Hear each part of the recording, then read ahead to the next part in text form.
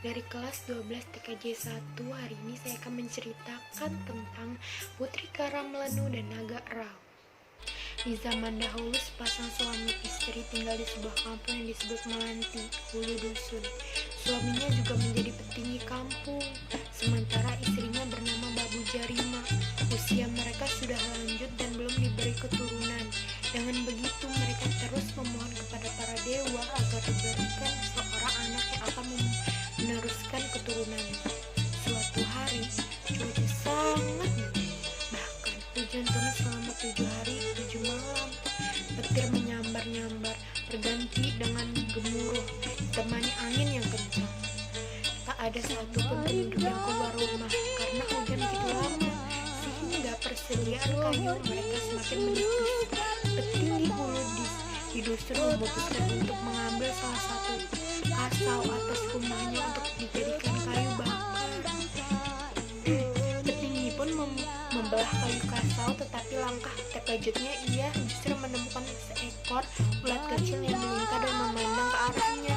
Dengan matanya yang halus, ia seperti memberi isyarat agar ia dikasihani dan dipelihara. Petinggi pelan-pelan mengeluarkan dan mengambil ular kecil itu. Tapi yang terjadi, alam yang tadinya diterpa badai hujan yang disertai guntur tiba-tiba berhenti dan reda. Hari kembali cerah seperti semula. Matahari terbit diiringi awan putih dan cerah.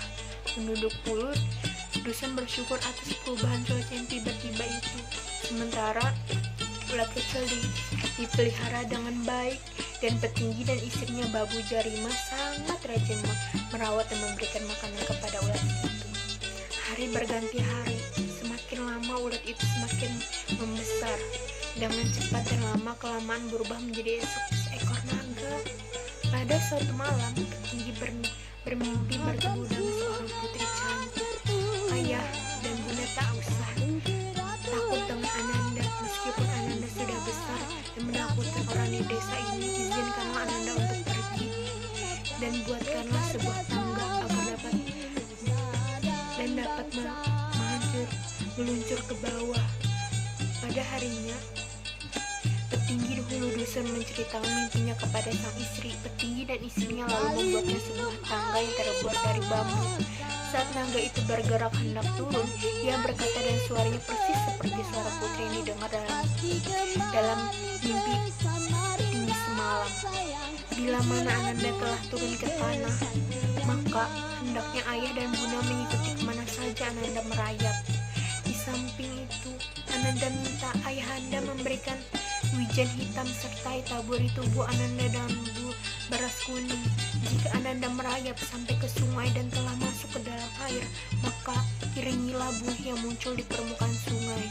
Sang naga pun merayap menuruni tangga itu sampai ke tanah, dan selanjutnya menuju ke sungai dan diiringi oleh petinggi dan istrinya. Sang naga sampai di sungai.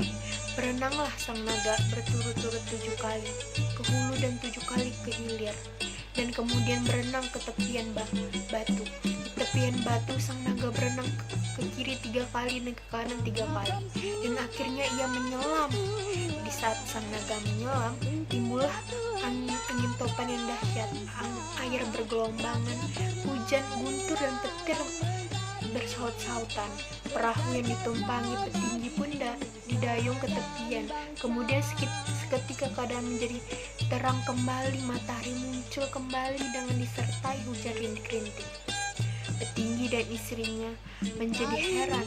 Petinggi dan istrinya memperhatikan permukaan sungai Mahakam, mencari-cari di mana sang naga berada. Tiba-tiba mereka melihat permukaan sungai Mahakam dipenuhi dengan buih pelangi, menumpukan warna-warninya ke tempat buih yang meninggi di permukaan air tersebut. Babu Jarima melihat seperti ada kumala yang bercahaya berkilau-kilauan.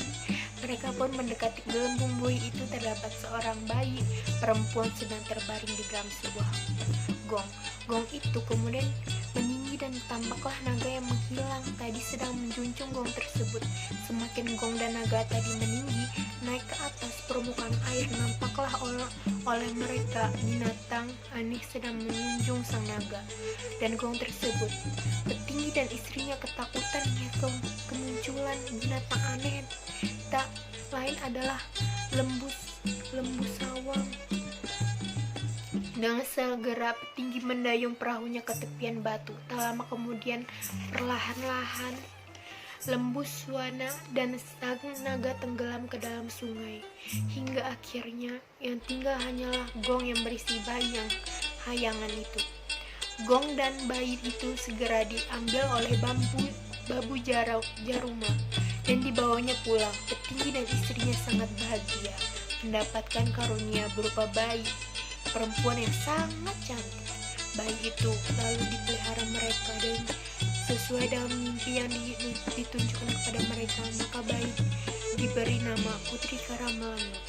Bayi perempuan inilah kelak menjadi istri Raja Kutai Kartanegara yang pertama, Aji Batara Agung Dewa Sakti. Pembelajaran dari cerita Putri Karamelanu bahwa Putri Karamelanu adalah bukanlah sembarang putri.